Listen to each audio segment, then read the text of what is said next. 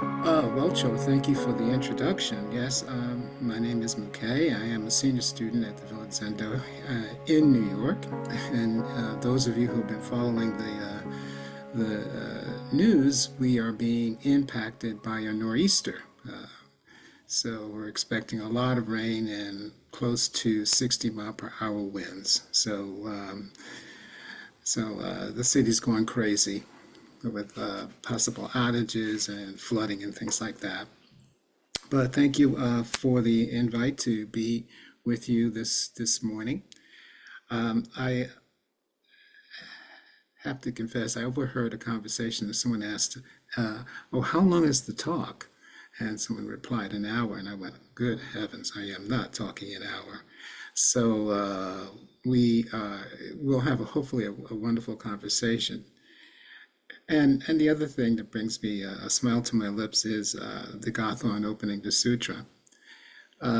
Rebecca Solnit, when she was about to have an operation, talked about sutras being equivalent, or the word came from the Pali. Sutra came from the word suture, when you go to a doctor and you get sewn up. And that in early years of Buddhism, the teachings were written on palm leaves and sewn together with thread, and that was the transmission of the teachings down through the centuries. And so she ended her thought with, "Well, what am I going to be adhered to today?" And I think that's a good place for us to talk about what will we be adhered to today. Notice I didn't say attached to, but adhered to. Gil Frosdale tells a story about a monk who lived in a monastery. He was very old, and all he would do is just gaze out the window. And most people felt that he was quite sacred and profound, because he would just be looking out the window. So whenever anyone brought him a meal, he would never turn around to acknowledge their presence in the room. And so rumor developed that he was a very sacred person, that you could go to him, and if on the chance he turned to look at you, you might get an answer to your question. But it never happened. And so there was a accountant who was a lay practitioner who would come to the monastery, and he would bring an offering of vegetables. But he wasn't very happy. So one day the abbot of the monastery says, "Well, why don't you take the lunch tray to the old monk?" So the accountant had heard that this old monk was very quiet. He didn't say a word. And some people thought that he might be senile, but he took the tray, went reverently into the monk's room, and the monk was looking out the window. He rested the tray on the monk's bed, and then pulled up a chair, and then sat beside the monk. And the two of them just looked outside the window together. And then at one point, the monk leaned over as if he was about to whisper, and he asked the man, "Why not?" And for the first time, the accountant was like, "What's this all about?" So the monk repeated, "Why not?" And then the next thing, the monk was so taken aback, he says, "Not now. I'm not ready. I have many responsibilities.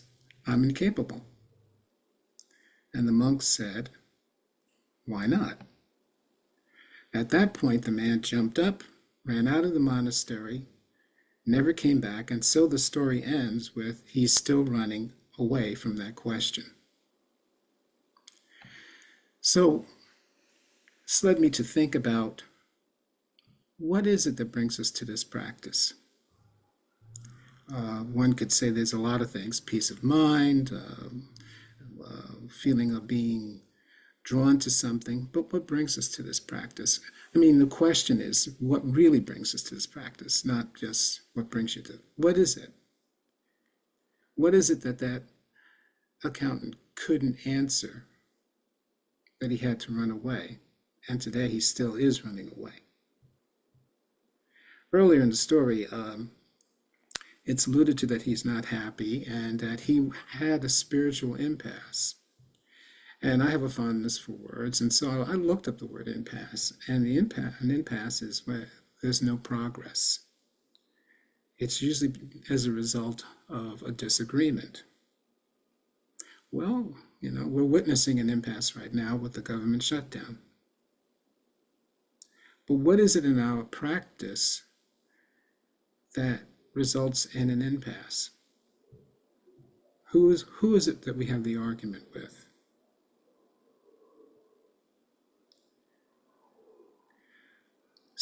When I came to practice, I was very impressed with how I saw the folks in my temple, or some people, I wouldn't say all, they were like Teflon. They wouldn't react to anything. And Joe knows this about me, but I'm a Star Trek fan. So I was always impressed with Mr. Spock, because Mr. Spock was so logical, and people could say things around him and it wouldn't faze him. And I wanted that, and I thought that maybe if I studied Zen, that would be it. I could come up with a few, insightful words and just kind of make my way through life, and nothing could touch me. It would just be like Teflon. But I don't really think that's what I was faced with. The question is why am I doing this? And for me, I don't know, to be quite frank.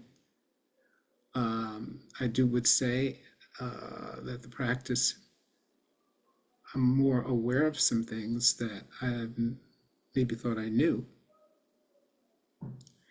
And my practice right now is learning to see and have a lot of respect for Donald Trump. I mean, if we're all connected, then my othering him is not helping. And that's difficult. So the question for me, I guess, today is how do I can't say I love him. How do I respect and how do I see Donald Trump? And maybe that is the question that the monk was putting to the accountant. Why not? Why don't you see what your pain is? Why don't you see the pain around you? Why do you want to run away? And I think that's, again, a hard question to answer. We all want to run away. We want to find a reason not to engage. We can stand behind the form, do the right chants, do the right bows, this incense, that incense, and retreats and shishens and all of that, which has its place. But sometimes we get so caught up in the form that we miss the point. What is the question? Why do we do this? If we are connected, I love your chant, the Dharma gates are everywhere. I vow to enter them. Do I really? Do I enter the Dharma gate?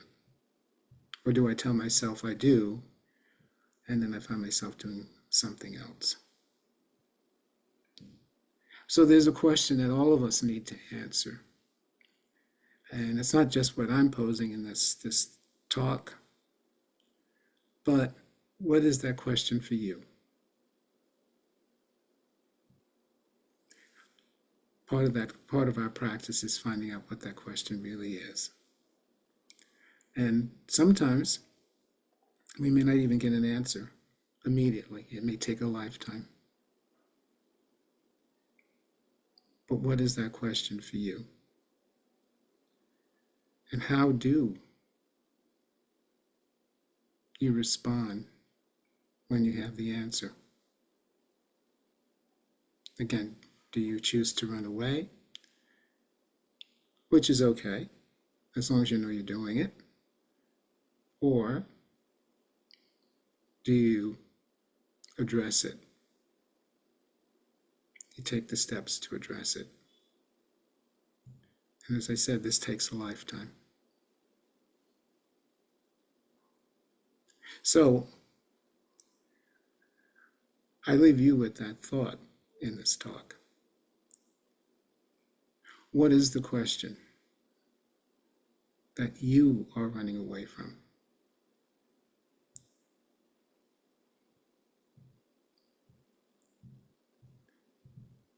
Our teachers tell us that if we're all connected, then maybe the connections that we have around us may give us the response we need to see what we're running away from.